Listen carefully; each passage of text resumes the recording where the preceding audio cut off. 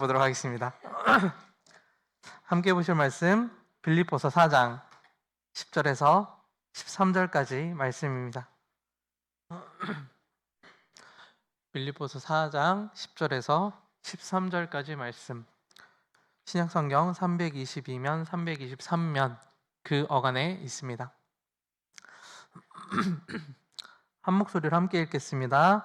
내가 주 안에서 크게 기뻐함은 너희가 나를 생각하던 것이 이제 다시 싹이 나미니 너희가 또한 이를 위하여 생각은 하였으나 기회가 없었느니라. 내가 궁핍함으로 말하는 것이 아니니라. 어떠한 형편이든지 나는 자족하기를 배웠노니 나는 비천에 처할 줄도 알고 풍부에 처할 줄도 알아. 모든 일 곧 배부름과 배고픔과 풍부와 궁핍에도 처할 줄 아는 일체의 비결을 배웠노라.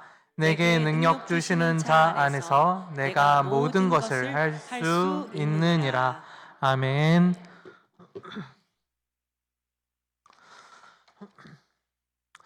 네. 오후 예배에 참석하신 여러분들 모두 여러분의 상황에 맞게 찾아와 위로하시는 주님의 은혜가 가득한 시간이 될 수 있었으면 좋겠습니다. 각자의 상황은 다르지만 역사하시는 분은 한 분이시니 능히 위로하시고 새 힘 주실 줄 믿습니다. 오늘 본문 말씀을 보면 굉장히 유명한 말씀이 나오죠. 제가 유명한 말씀이 나올 때마다 굉장히 해보고 싶은 일이 있는데 상처받으실까봐 못하겠는, 네, 앞을 보시고 자막 끄시고 함께 암송해 봅시다라는 말을 굉장히 하고 싶지만, 네, 혹시 누군가가 상처받으실까봐 하지는 않겠습니다. 근데 오늘 우리가 읽은 말씀 중에 4장 13절 내게 능력 주시는 자 안에서 내가 모든 것을 할 수 있느니라, 이 말씀은 굉장히 많이 사랑받는 말씀인 것 같습니다. 제가 성도분들의 사업장을 가보거나 가정을 방문해 보면 그런 게 있어요. 액자 안에 말씀이 적혀져서 이제 액자 안에 들어가 있거나 아니면 나무판에 말씀을 새겨서 벽에 걸어놓는 그런 현판 같은 형태로 말씀을 걸어두시는 경우들이 있는데, 거기에 적혀 있는 말씀 중에 오늘 말씀이 꽤 많았습니다.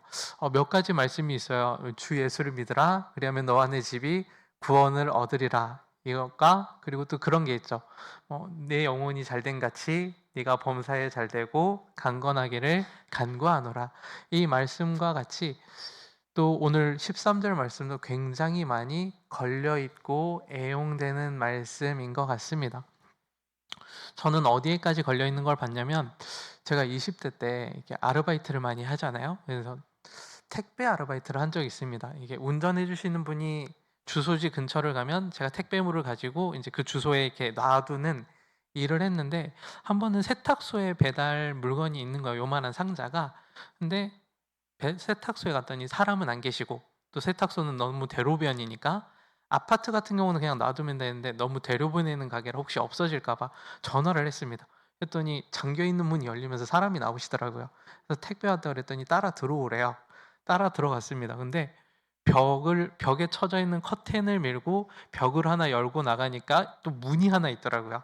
문을 열고 들어갔더니 딴 세상이 펼쳐지기 시작했습니다. 여러분, 빠친코라 그러나요? 이게 막 돌아가고 이게 이게 침 나오고 이렇게 막 하는 네, 이렇게 촤르르 이렇게 나오는, 그래가지고 네, 전 실물로 본 거는 그때가 처음이었는데, 하나의 거대한 도박장이 네, 펼쳐져 있는 걸 봤어요. 그래가지고 들어오라는 겁니다. 들어가기 싫은데 들어가가지고 주고 나왔어요. 물건을 주고 나왔는데 딱 돌아서 나오니까 그 도박 사업장 위에 그 현판이 걸려 있는 겁니다.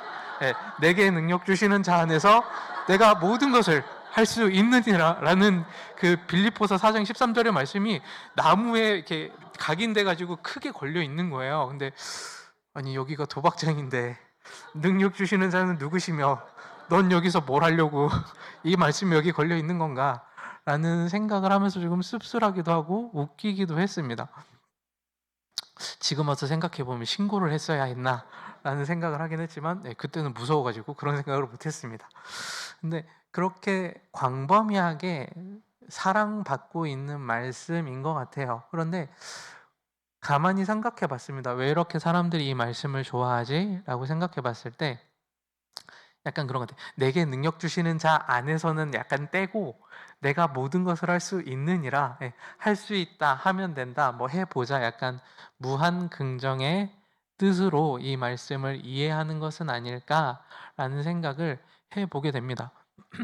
그런데 여러분, 말씀도 마찬가지고 사람이 대화할 때도 마찬가지지만 전체 문맥을 통해서 그 뜻을 유추해야 됩니다. 딱 한 도막만 잘라서 이야기를 하면 굉장히 오해하기 쉽고 곡해하기가 쉽습니다. 제가 인터넷 기사를 보다가 아직 젊은 연예인 한 분이 이렇게 조그맣게 사진 떠 있고 안타까운 소식, 비보를 전해 주변에 눈물을 자아냈다 뭐 이런 글이 있더라고요. 그래서 이분이 벌써 돌아가실 분이 아닌데 젊은데 라고 딱 클릭을 했더니 그분이 키우는 반려견 뭐 띠띠가 뭐 이렇게 사망하여서 이게 비보를 전했다 뭐, 그러니까 이게 낚은 거죠. 전 낚인 거고. 그러니까 이제 한 도막만 딱 잘라서 그렇게 말할 경우 이게 전체 뜻과는 전혀 상관이 없는 그런 오해들이 발생하곤 합니다. 말씀도 마찬가지인 것 같아요. 그래서 오늘 이 본문의 말씀을 좀 정확하게 이해하기 위해서는 10절부터는 그 내용을 살펴봐야 그 내용들을 좀 더 명확하게 알 수 있는 것 같습니다. 그래서 오늘 10절부터 말씀을 보시면 이렇게 말씀하고 있죠. 갑자기 외웠는데 기억이 안 나가지고요. 내가 주 안에서 크게 기뻐한다라는 말로 시작하고 있습니다. 빌립보서는 제가 말씀드렸다시피 기쁨의 편지예요. 그래서 기쁘다라는 말이 굉장히 많이 나옵니다. 그래서 내가 기쁘다, 기뻐한다 또는 기뻐하고 기뻐한다. 그리고 이 편지를 받는 빌립보 교회의 성도들을 향하여서 너희도 기뻐해라라고 명령적으로 말하기도 했습니다. 근데 오늘 말씀을 보면 내가 크게 기뻐한다라고 이야기합니다. 기쁨을 얘기할 때 크기를 추상명사로 앞에 붙여서 이렇게 이야기하는 건 사실 빌립보서에서도 4장 10절 한 번 딱 나오고 안 나오거든요. 내가 다시 크게 기뻐하는데 그 이유는 뭐라고 합니까? 너희가 나를 생각하던 것이 다시 싹이 났기 때문이다. 너희가 생각은 했지만 기회가 없었도다라고 이야기를 합니다. 이 이야기는 뭐냐면 빌립보 교회는 사도 바울과 오래도록 동역을 해왔어요. 사도 바울이 빌립보에 와서 교회를 세우고 사역을 할 때도 물론이고 사도 바울이 빌립보를 떠나서 여러 지역과 지방을 돌아다니면서 사역을 하고 교회를 세우고 때로는 감옥에 갇히고 어려운 상황들이 있을 때마다 기도하면서 서로의 소식을 전하면서 함께 돕고 동역했던 교회였습니다. 그런데 어느 시점부턴가 그 연결이 조금은 끊어진 순간들이 있었던 것 같아요. 빌립보 교회에 문제가 있고 어려움들이 있어서 소식을 전하지 못했거나 바울 자신도 갇혀 있다 보니까 소식을 전할 수도 없고 알 수도 없는, 그래서 서로가 서로에 대해서 어떻게 지내지 도와줘야 되는데 빌립보 교회는 잘 있을까? 이런저런 서로를 향한 마음과 생각은 있었지만 서로 기회가 없고 서로가 어렵다 보니 이 마음에만 있는 것들을 할 수가 없었던 겁니다. 그저 마음으로만 위하고 바라고 있었던 거죠. 그런데 다시 기뻐할 수 있는 이유는 뭐냐면 그 생각하던 것이 다시 싹이 났다라는 겁니다. 지금 에바브로 디도를 통해서 빌립보 성도들이 전해준 헌금을 가지고 왔어요. 그리고 편지도 그 소식도 가져왔습니다. 빌립보 교회는 이런 상황에 처해 있고 그리고 이런 상황이지만 바울 당신을 생각하여 돕는 마음으로 성도들이 얼마간의 헌금을 전달했습니다. 이것이 다시금 이어진 거예요. 이것 때문에 사도 바울은 기뻐하고 있다라고 이야기를 합니다. 근데 어떤 이 말씀을 읽는 사람 중에 이런 오해들을 하는 사람이 있었어요. 제 주변에도 실제로 있었습니다. 아니, 당연히 자기는 갇혀 있고 돈이 와서 좋아하는 거 아니냐, 이런 그죠. 지금 에바브로디도가 소식도 가져갔지만 모아온 헌금을 가져갔단 말이죠. 그래서 사도 바울이 어떤 사람들은 와 돈이다 하고 돈 때문에 기뻐하는 거 아니냐라고 오해하기도 합니다. 근데 사도 바울은 11절에서 바로 이야기하죠. 내가 궁핍하기 때문에 이 말을 하는 것이 아니다. 내가 돈이 없어가지고 돈이 필요해서 지금 이 이야기를 하는 것이 아니다라고 얘기를 합니다.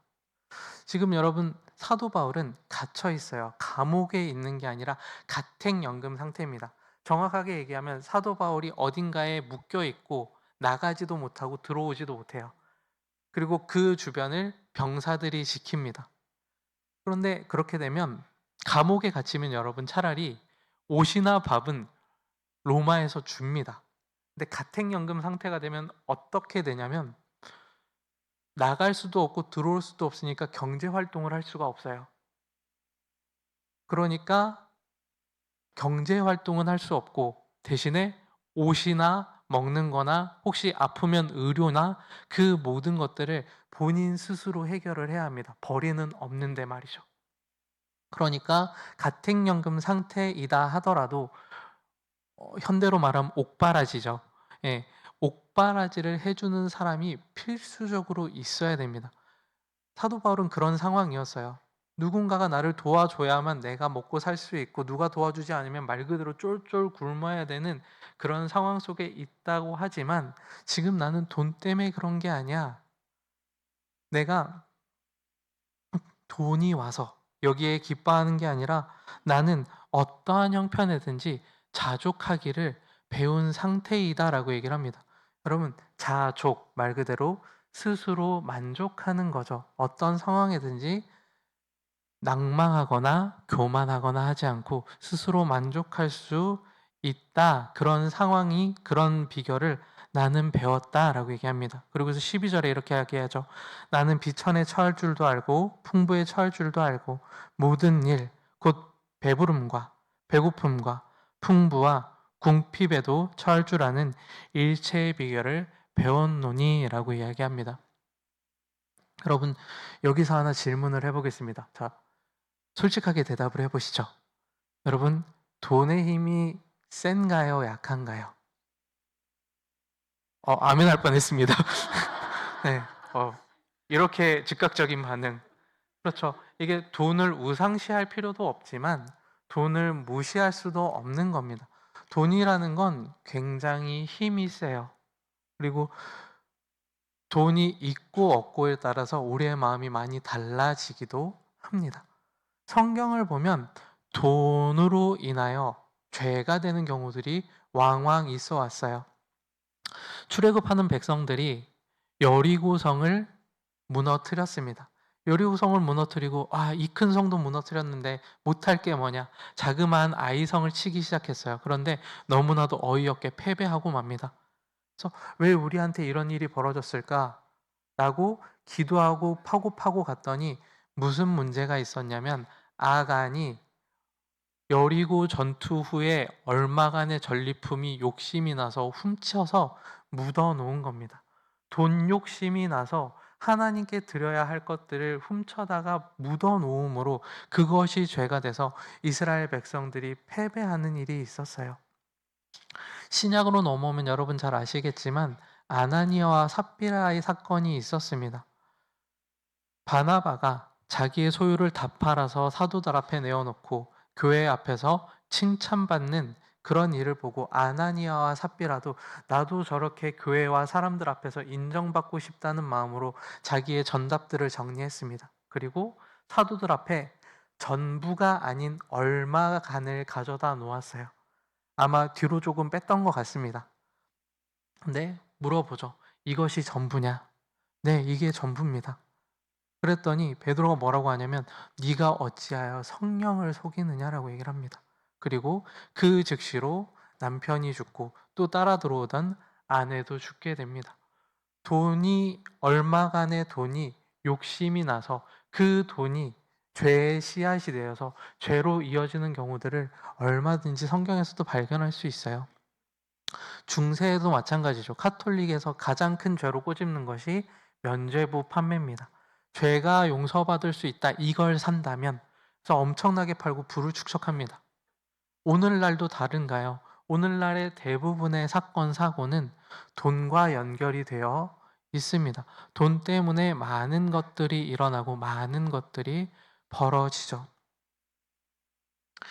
그래서 마태복음 6장 24절에 보면 성경에서도 예수님께서도 경고하십니다. 뭐라고 경고하시냐면 한 사람이 두 주인을 섬기지 못할 것이니 혹 이를 미워하고 저를 사랑하거나 혹 이를 중히 여기고 저를 경히 여김이라. 너희가 하나님과 재물을 겸하여 섬기지 못하느니라 라고 얘기합니다. 재물을 섬길 거면 하나님을 올바르게 섬길 수 없다. 그리고 하나님을 섬길 거면 재물을 섬기면 그것이 양립하여 함께 섬김이 불가능하다. 하나님과 재물을 동일선상에 놓고 둘 중에 하나만 선택해야 된다라고 얘기할 정도로 돈의 힘은 막강합니다. 여러분 한번 생각을 해보시죠. 이번 달 생활비가 빵꾸가 났어요.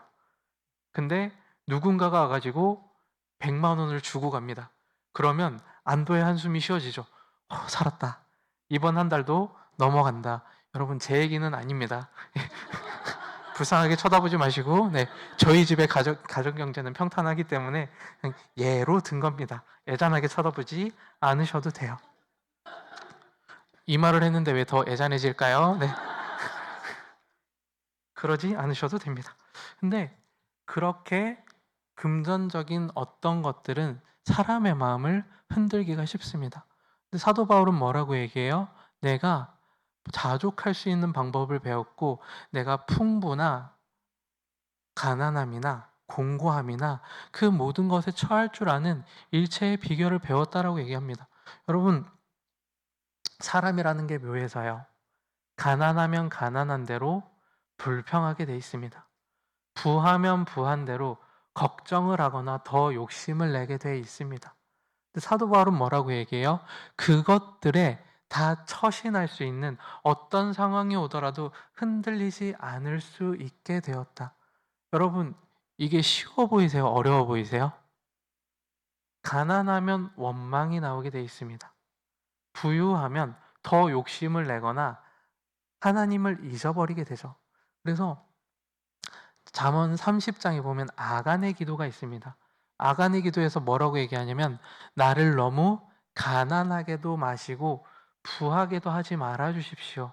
왜냐하면 내가 너무 부하면 배가 불러서 하나님이 누구냐 나는 그를 모른다 할까 하고 혹시 내가 너무 가난하면 도둑질을 해서 하나님의 영광을 가릴까 합니다. 아간도 뭐라고 얘기해요? 금전적인 어떤 상황에 처하면 자기가 그걸 컨트롤하고 그 안에서 만족할 수 있는 법을 자기는 할 수 없으니 하나님 이런 내 연약함을 아시면 제가 흔들리지 않을 만한 상황을 주십시오 라고 얘기하는 거거든요. 그런데 사도 바울은 거기서 한 술 더 나갑니다. 나는 부해도 괜찮고 가난해도 괜찮다. 그 모든 상황에 대하여 처신할 수 있고 만족할 수 있고 하나님을 바라볼 줄 아는 그 일체의 비결을 배웠다라고 얘기합니다. 오늘 본문 말씀을 묵상하면서 그런 생각을 해봤습니다. 나는 이 마음을 깨달을 수 있을까? 가난할 때도 하나님한테 핀잔 주지 않고 원망하지 않을 수 있을까? 혹시나 내가 부하게 될 수 있을지 모르겠지만 부하게 하신다면 그 부를 주를 위하여 사용할 수 있을까? 흔들리지 않을 수 있을까? 바울은 어떻게 이게 가능했을까? 사람이 이게 가능하기는 할까? 라는 생각들을 했습니다. 근데 사도 바울은 13절에서 그러고 나서 이 얘기를 하는 거예요. 사도 바울은 실제로 모든 상황에 다 처해 봤거든요. 부하게도 살아봤어요. 제일 잘 나가게도 살아봤습니다. 그리고 정말 가난하게도 살아봤어요. 자기가 돈을 벌어서 먹고 살아야 할 만큼 가난해져도 봤어요. 쫓겨도 봤어요. 목숨의 위협도 받아봤어요. 온몸이 다 아파봤어요. 제가 사도 바울이 받은 고난들을 쭉 읽다가 그런 고난을 받은 적이 있거든요. 사람들이 사도 바울을 죽이려고 돌을 던졌는데 사도 바울이 죽은 줄 알고 내다 버립니다. 얼마나 아팠을까? 그렇게 자기가 곤고하고 비참한 처지에도 처했는데 그걸 다 극복하고 받아낼 수 있는 일체의 비결을 배웠다. 어떤 상황이 있더라도 난 하나님을 원망하지 않을 수 있다. 지금처럼 기뻐하고 크게 기뻐할 수 있다. 왜냐하면 내게 능력 주시는 자 안에서 내가 모든 것을 할 수 있기 때문이다라고 사도 바울은 얘기합니다. 내가 비천에도 처할 수 있고 공고에도 처할 수 있고 궁핍에도 처할 수 있는 이유는 뭐냐면 나한테 능력 주시는 자가 있기 때문이다. 내가 어떤 상황에 있더라도 나를 혼자 두지 않으시는 그분이 나와 함께하고 계심을 내가 알기 때문이다. 내가 만약에 돌을 맞아서 죽은 것처럼 벌어져 있을 때에도 그분은 나에게 오셔서 힘을 주시는 분이고, 내가 말씀을 전할 때 막 몇천 명씩 돌아오는 그런 영광의 순간을 맞이할 때에도 나는 교만하지 않는다. 왜냐하면 이 일이 하나님으로부터 말미암아 주님의 능력으로 된 것임을 알기 때문이다. 그래서 바울은 뭘 얘기하냐면, 바울은 지금 갇혀 있어요. 사실 바울은 지금 내가 궁핍함으로 말하는 게 아니라고 하지만, 궁핍 때문에 하는 말은 아닐 겁니다. 그렇지만 궁핍은 할 거예요. 그런데 그 궁핍이 원인이 되지 않을 수 있는 이유, 내가 지금 갇혀 있지만 감사한다. 왜냐하면 나를 감시하는 간수들에게 복음을 전할 수 있게 되지 않았느냐. 내가 없음으로 빌립보 교회와 많은 성도들이 더 열심을 낼 수 있게 되지 않았느냐. 사실 여러분, 바울처럼 갇혀 있고 아무것도 못할 상황이 되면 주변 상황이 보일까요? 남들이 어떻게 됐을까? 남들이 잘하고 있을까? 아, 이 사람들이 잘하고 있구나. 그걸로 기뻐할 수 있을까요? 남들이 어떻게 되든 내가 힘들어 죽겠으면, 여러분, 남의 팔이 잘려나가도 내 손에 박힌 가시 하나가 더 아픈 게 솔직한 사람의 마음입니다. 그런데 사도 바울은 그 안에서 기뻐할 수 있다라고 얘기해요. 주님이 힘을 주시기 때문이죠. 우리는 하나님이 내게 어려움을 주시거나 궁핍하게 하시거나 어렵게 하시면, 아, 하나님이 나를 잠시 시험하시나 보다. 나를 잠시 내버려 두시나 보다. 이 처지에 있도록 조금은 방치하시나 보다. 라고 생각하기도 합니다. 때로는 그 어려운 상황 중에 기도를 해도 응답하지 않고 변하지 않는 상황 때문에 내가 방치된 것 같은 상황이, 그런 느낌이 들 때가 있기 때문이죠. 그리고 좀 일이 잘 풀리고 뭔가 잘 되면, 그때 내 선택이 옳았어. 그때 그렇게 하길 잘했어.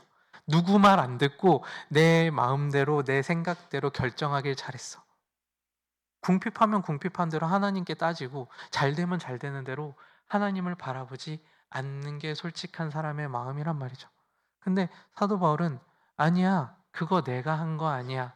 지나놓고 보니, 궁핍에도 처해보고 모든 상황에 처해보니 그 상황마다 은혜 주시고 내게 능력 주시는 그분이 계셨어. 그래서 나는 어떤 상황이 되더라도 그 상황을 따라 역사하시는 주님을 바라보는 법을 배웠어.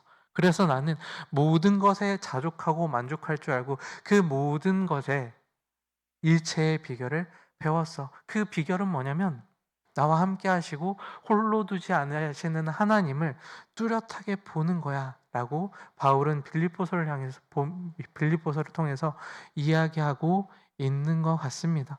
그래서 나는 그 주님이 계시기 때문에 갇혀도 기뻐. 너희를 보면서 기뻐. 너희가 준 헌금을 보면서도 기쁘고, 너희가 열심히 하는 걸 보면서도 기쁘고, 간수들이 돌아오는 걸 보면서도 난 너무 좋아. 그렇게 바울은 이야기했습니다. 여러분은 지금 어떤 상황을 지나고 계신가요? 궁핍하신가요? 혹은 겁이 나실까요? 혹은 넉넉해서 지금이 제일 괜찮고 좋으실까요? 그 상황에서 주님을 바라보는 우리가 될 수 있었으면 좋겠습니다. 여러분, 바울은 어떤 상황이든 상관없어. 주님이 계시니까. 궁핍해? 괜찮아. 궁핍한 대로 역사하시는 하나님이야. 부유해? 부유한 대로 역사하시는 하나님이야. 혼자 두지 않으시는 하나님이야. 그래서 나는 감옥에 갇혀있지만 기뻐. 그 기쁨이 너희 가운데도 있었으면 좋겠어. 빌립보 교회에 많은 어려움이 있었어요. 다 나누어지고 갈라지고 하나 되지 못했습니다. 교회를 뒤흔드는 많은 소리와 소문들이 있었고 이단의 가르침을 전파하는 사람들이 있었어요. 그래도 바울은 얘기하는 겁니다. 그래도 괜찮아. 그 상황 가운데 역사하시고 힘주시는 하나님이 계셔서 우린 지금 교회로서 연락하고 서로의 안부를 믿고 서로를 보면서 기뻐하고 있고 서로를 향해서 기도하고 있잖아. 그 기쁨이 훼손되지 않았으면 좋겠어라고 얘기하고 있거든요. 여러분, 여러분의 상황이 하나님이 주시는 기쁨을 훼손하지 않았으면 좋겠습니다. 죄짐을 지고 어려운 가운데 왔더라도 예배 가운데 기쁨이 회복될 수 있었으면 좋겠어요. 찬양 부르면서 기쁨이 회복될 수 있었으면 좋겠어요. 아, 내가 잠시 눌려서 하나님을 잊고 살았는데 이 상황 가운데서도 하나님은 여전히 나와 함께 하시는구나. 울면서 지난다고 생각했는데 함께 울어주시는 주님이 계셨구나. 내가 주님을 잊고 내가 잘했다고 생각할 때에도 여전히 내 위에서 편팔로 역사하시는 주님이 계셨구나. 그 주님을 깨닫는다면, 그 주님을 놓지 않는다면 우리도 바울처럼 모든 상황 속에서 자족할 수 있을 겁니다. 왜요? 이 상황 속에서 하나님이 역사하실 거기 때문에 그렇습니다. 여러분, 모든 상황 속에서 주님을 바라볼 수 있는, 그리고 그 주님이 함께 하심이 우리에게 온전한 기쁨이 될 수 있었으면 좋겠습니다. 여러분, 그래서 누군가가 그런 얘기를 했어요. 기쁨과 감사는 상황이 아닌 신앙 고백이라고. 내가 기뻐할 수 있으면 그건 고백이 됩니다. 나에게 기쁨으로 역사하실 하나님을 바라보는 신앙 고백이 돼요. 그렇게 고백하며 나아가는 모든 백성들에게 하나님은 마땅한 은혜를 주실 겁니다. 여러분, 지나고 있는 모든 상황 가운데 은혜를 구할 수 있는 우리가 될 수 있었으면 좋겠어요. 그리고 주님이 나와 함께 하신다는 것 때문에 그 걱정이 견딜만해질 수 있었으면 좋겠습니다. 저는 그렇게 생각합니다. 걱정하고 있던 게 정말 하루 한순간에 활짝 벗겨져서 기쁨이 될 수 있을까? 점점 가벼워지는 거라고 생각합니다. 이것 때문에 너무 숨도 못 쉬게 힘들고 괴로웠는데 주님 때문에 숨 쉴 만해지는 거예요. 숨 쉴 만해지고 보니까 옆 사람을 돌아볼 수 있을 만해지는 거예요. 조금 더 살만해지는 거죠. 그 가운데서 주님을 바라보면 신락 같은 기쁨이 우리에게 스미는 거예요. 왜냐하면 주님이 이런 상황 가운데서 나를 놓지 않고 계심이 느껴지니까. 그리고 신락 같은 기쁨을 굴리고 굴려서 하나님을 더 맑게 보려고 노력하다 보면 그 모든 걱정들이 어느 순간에 깨지고 떠나가는 상황들을 마주하게 됩니다. 바울은 그 경지를 나는 지금 다다랐어. 그래서 이런 경지가 분명히 있어. 내가 아프고 돈이 없고 쪼들리고 언제 어떻게 될까 걱정되는 그 상황이 나를 좌지우지하지 못해. 그런 것들이 있으니 너희도 그것들을 배웠으면 좋겠어라고 얘기합니다. 여러분, 우리도 모든 상황에 처할 수 있어요. 그러고 모든 상황 속에서 주님을 바라볼 수 있어요. 모든 상황 속에서 주님 때문에 기뻐할 수 있어요. 걱정이 변하여 내 상황이 변하여 은혜 가운데 그것들이 반전되는 것들을 기대하고 바라볼 수 있어요. 주님 때문에요. 여러분, 우리 주님을 조금 더 간절하게 바라볼 수 있으면, 그리고 그 주님을 붙들 수 있으면 그걸로 된 줄 믿습니다. 그렇게 주님 붙들고 나와 예배하는 겁니다. 기도하는 거예요. 찬양하는 겁니다. 그렇게 찬양하고 예배드리고 났더니 한결 살만해지고 조금 나아지는 겁니다. 그렇게 주님을 향해서 점점 그래서 일체의 비결을 배워가는 겁니다. 그래서 같은 아픔을 겪고 있는 누군가에게 한마디를 던질 수 있게 되는 거예요. 살아보니 괜찮더라. 주님 살아계시더라. 역사하시더라. 혼자 두지 않으시더라. 그분 때문에 나는 살만해졌어. 그러니까 너도 그분 때문에 살만해졌으면 좋겠어. 라는 걸 바울은 얘기하고 있고 우리에게도 얘기하고 있습니다. 여러분, 주님 때문에 살만해질 수 있기를, 여러분의 상황이 연락되어질 수 있기를 바랍니다. 우리 다 같이 찬양했으면 좋겠는데, 여러분, 제가 찬양할 때마다